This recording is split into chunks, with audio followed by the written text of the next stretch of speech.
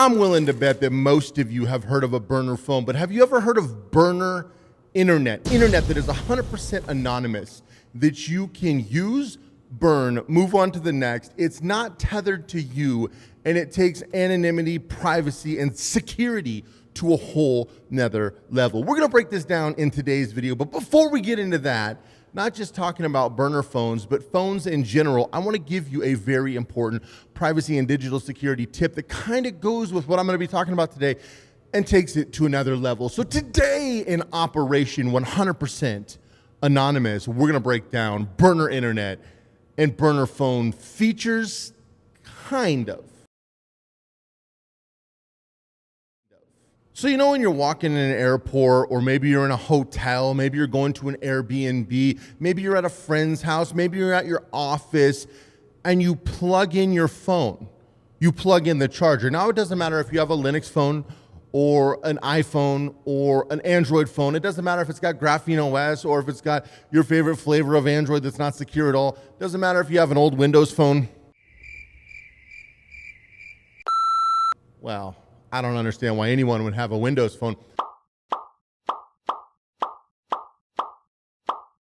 But the reality is, regardless of what phone you have, there's a thing called juice jacking. Well, I'm going to expand on that real quick and take it to a whole nother level. Now, a lot of you guys know that I use devices like this one, which I've showed in multiple videos, that stop juice jacking. This is very important, and I recommend using that on different outlets. However, there is one thing it doesn't protect against, and that is malware script injection. So here's what I want to say. A lot of people ask me about best protocol and best security when it comes to phone.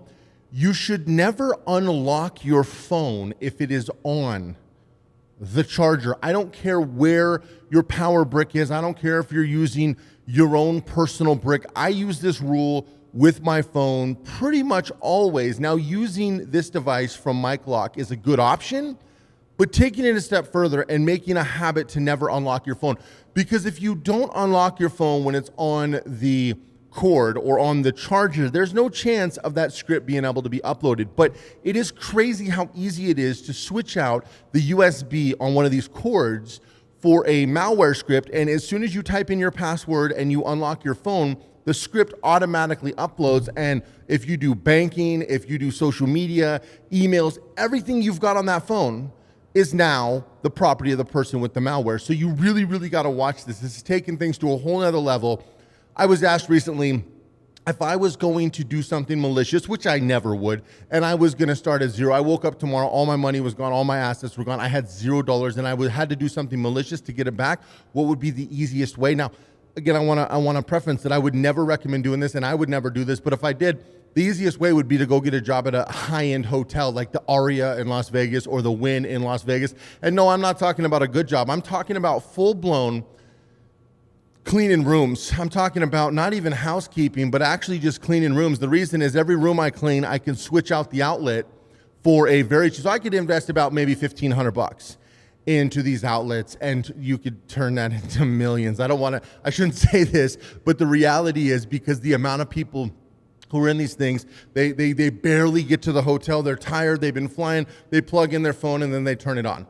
And then now your phone is my phone, and everything you do, every place you go, all your passwords, everything is now logged, and it's all Wi-Fi based, so it really doesn't matter. And then I can just collect these computers, collect these phones, collect these databases. Now, again, I don't recommend anybody ever do this. This is highly illegal, as it should be, but that would be unbelievably easy to do this. And there are people that do this, and that's why I'm bringing this up. This has become unbelievably normal. In fact, I don't know if you guys saw, but a couple of months ago, multiple airports were stating, do not charge your phones in the USBs, because this was happening at airports. It's been happening everywhere. And so I strongly recommend that you don't unlock your phone. That helps you, because if you don't unlock the phone, the script can't be downloaded. You can charge your phone. I still recommend using the juice jacking device, but charge your phone and then unplug it to unlock it. It's going to help you out greatly. Anyway, let's get into the topic of today's video. Now, the reason I didn't make that a whole separate video is because I actually have a whole separate video coming out more in depth, kind of a tutorial on that. But I did want to state this is very important when it comes to internet as well. And these devices work well together.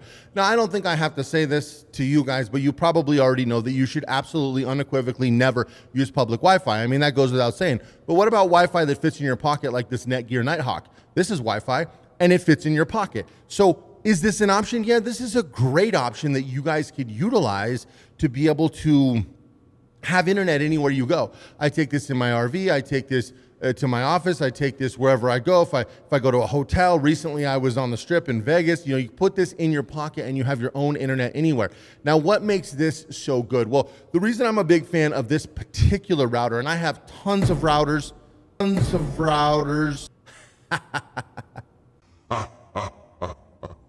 Oops, I'm obviously not supposed to drop it in the middle of the video, but I have tons of routers. And I've tried several. I'm still a big fan of the MoFi. I'm still a big fan of the Q-Link. I'm still a big fan of a lot of them, and I still use all of them. But this one goes in my pocket. It's got a very good settings feature, and it is able to have a VPN directly put on it. But more than that, it takes SIM cards. So you actually can utilize SIM cards. Now, the easiest SIM card to use in this, of course, is AT&T. And you can get an AT&T SIM card that is 100% anonymous, because you can set it up through your Ghost business, which I show people how to do every day. You can check out the first link down below. We do have a updated program that we've recently been running, which is incredible. But yeah, we break down the tech side as well as the structure side and go into how you can utilize these things in depth. But the reality is, swapping out the SIM cards is vital. Now, I get asked a lot because I work with people all over the planet on these different technological options. And in the United States, one thing we do have is a lot more tech freedom, I would say, as opposed to some other countries.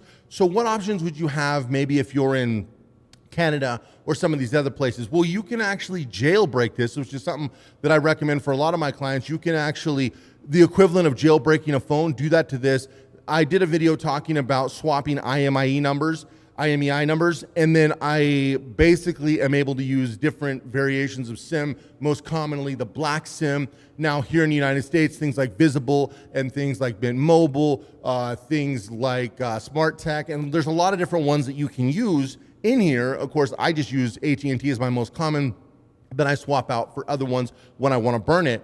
But you can use pretty much any variety depending upon where you are and how good the service is. I travel a lot, so I'm depending upon where I am. It's a big difference if I'm in Florida or Texas or Montana or Wyoming, right? There's a big difference of who's got the better service. So I just swap out based on the area that I'm in at the time and what type of service I have.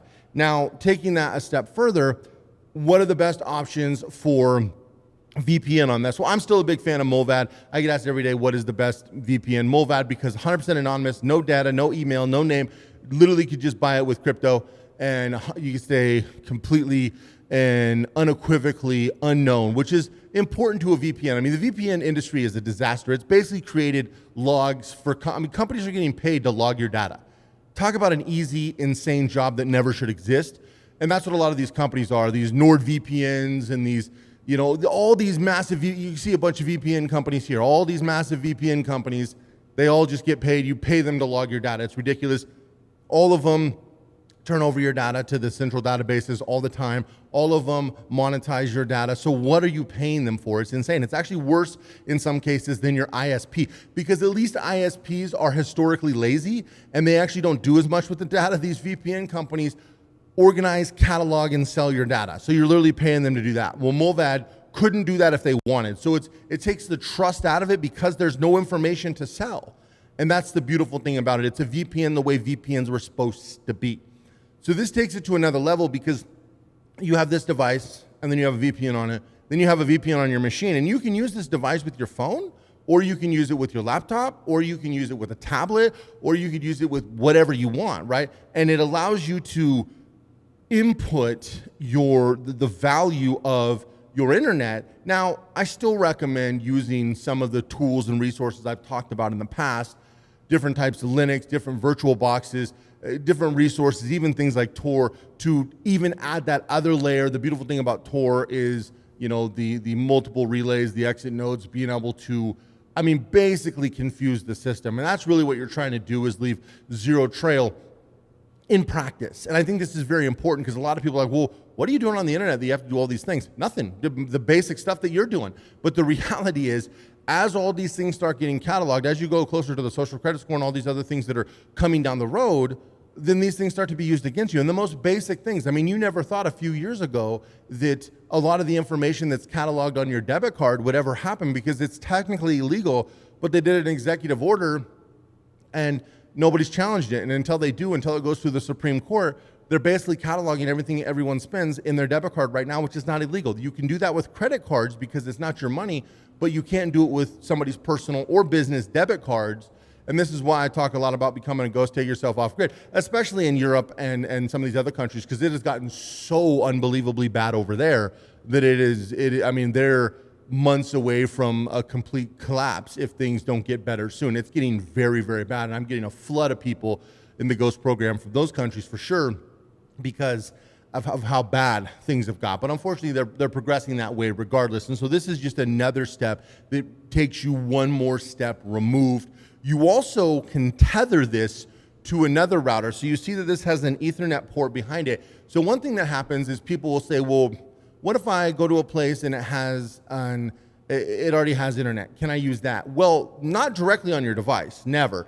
But you can actually put this as a man in the middle. So you have that device, you hardwire it in Ethernet here, and then use this for your Wi-Fi, because you could basically change your own internal Wi-Fi channel from this and then connect it to this or whatever device you have. So that's another way to do it if you already have internet, and using this as a VPN router, even if it's not, even if they've got like better internet or faster internet, or you don't want to use your data, right? You want to use other data. That's a way to link it. That way their ISP is blocked on this channel and this goes directly to your device, but you're still utilizing their internet. You can actually tether this for a VPN as well, even when you don't have you'll have to have a SIM in there, but even if you don't have the data to run it, you can run it off the data. So let's say you're like at your office, or you're at, basically anywhere. You're at a hotel. There's hotels where you can, plug into different modems and stuff. You can utilize this to daisy chain it. So it gives you a lot of different options, a lot of different flexibility.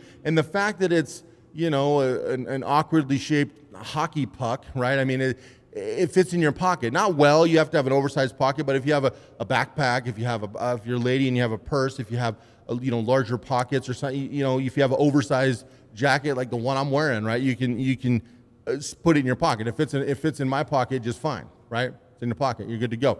So, that's a really, really good option in my opinion. But these are questions I get all the time, and I wanted to give you guys a few resources on these, because this is really important, and this is something that's coming up all the time with internet, phones, and devices, and be able to track these devices. And a lot of the ISPs have started to realize where the actual internet devices themselves have started to become more mobile and more portable and more digital as far as swapping out SIMs.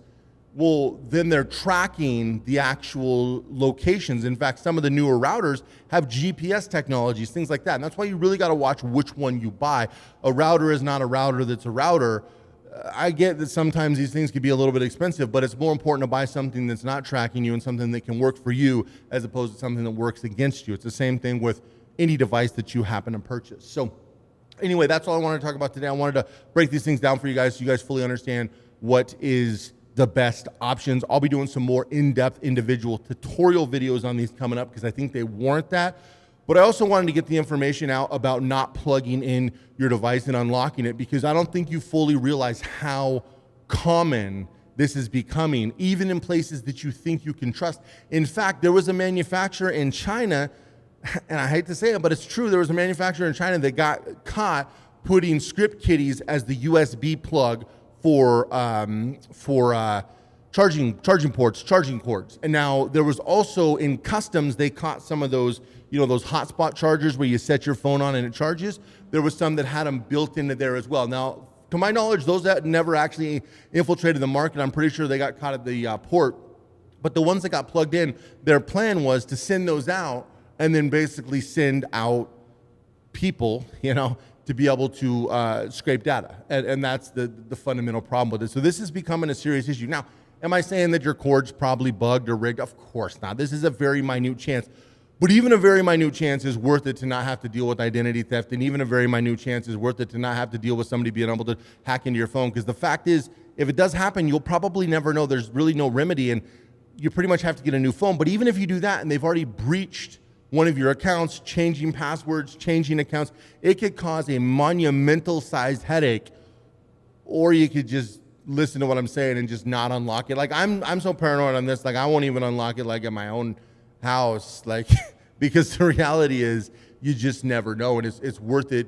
And I've talked to too many people who are high level in places that you already know, and this is something that they're dealing with all the time. So anyway, that's all I got to say about this. Really appreciate you guys checking this out. If you haven't already, make sure you subscribe. Put out new content here at Privacy X all the time.